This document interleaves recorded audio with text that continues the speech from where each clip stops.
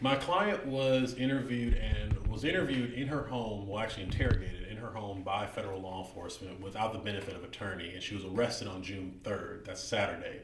June 5th, she appeared in court, and by then, the Department of Justice Deputy Attorney General had issued a press release laying out all the beneficial facts to their case. My client has not had any of the evidence released to her by the government. I've spoken to my client. We are scheduled to have a detention hearing this Thursday in regards to whether or not the Judge Brian Epps, will allow my client to be released or if she's going to remain in confinement until her trial. So on Saturday, according to the affidavit, she admitted to having that classified information and dispersing it unlawfully.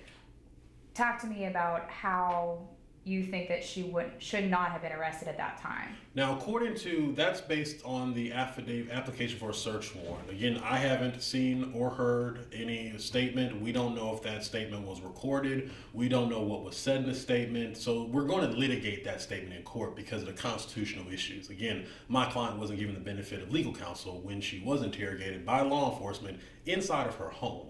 So has she admitted to you that she did say that? Like I said, I haven't gone over the evidence because we haven't been given it. So at this stage, the only thing we have is a press release from the Deputy Attorney General and an application for a search warrant. In all my time as a prosecutor, that's never been sufficient to either try a case or to even prepare for a case. So you're saying the DOJ prematurely released this press release, even though they had the affidavit information? That's correct. The DOJ authorized a press release to be given, but they haven't authorized any of the evidence to be given to my client. So we're at a disadvantage where all we're going off of is speculation. We don't have a list of witnesses. All we have is what was put in the application for a search warrant. And with that, there's no way to properly verify that because there was no hearing in which my client would have had the chance to confront any adverse witnesses at that hearing. But talk to us about the severity of this case of which you're prosecuting or you're defending her in. Under the statute they've charged my client with, 18 USC 793E, she's looking at a maximum of 10 years in confinement if she's found guilty. The statute requires that the government prove that my client gave documentation or gave information, unauthorized information, that caused injury to the United States or benefited the foreign government. Here, we don't know what exactly was in the document. If the document that's currently being circulated, if that's the actual document, the government's going to have to prove how that injured the United States and how it benefited Russia. At this stage, what we have is the government putting a lot of time, effort, and resources into prosecuting a low-level government employee versus looking at the bigger question.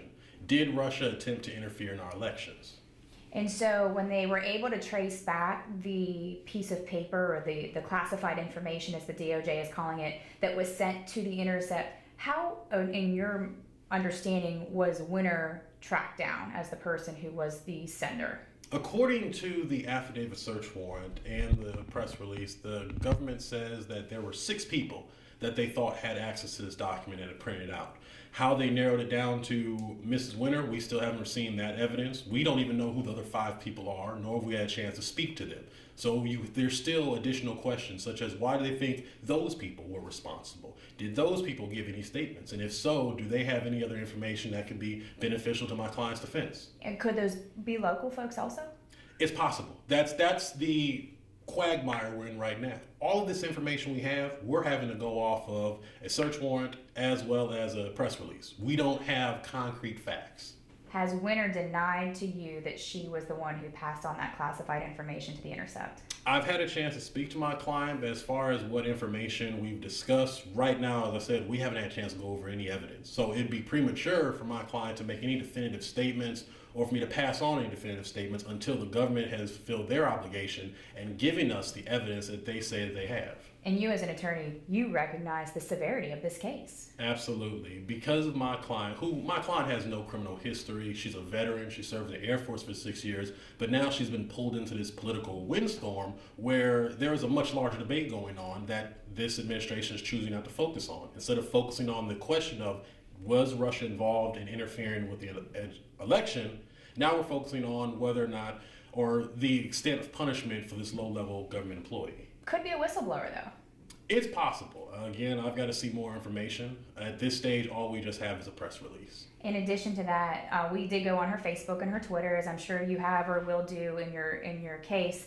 But it is interesting that she is a civilian that has a top secret clearance and a top level of clearance, and some of these statements being made are very anti-U.S., anti-President Trump. So there is, you can understand why some people say, interesting or obvious that this might be the person who did it. And I can understand that, but I think the important thing is realize that when it comes to social media page, anybody can say anything. My client was a veteran. She served her country. She's not a traitor or anyone who has wanted to undermine or violate the trust the country has given her.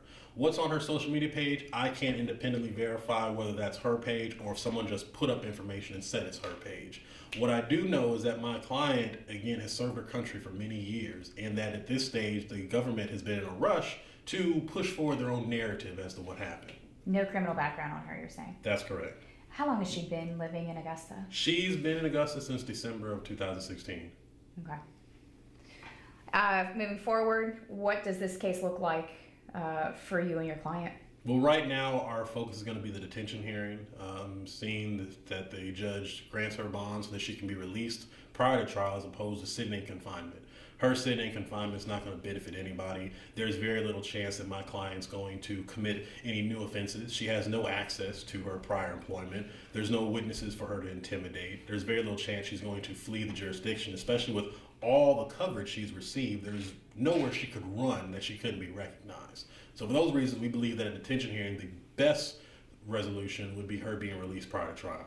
If she is found guilty, and this in fact is true, how damning is this information to our country? I think that's a question for someone with much higher pay grade. At this stage, my main focus is just advocate for Ms. Winter.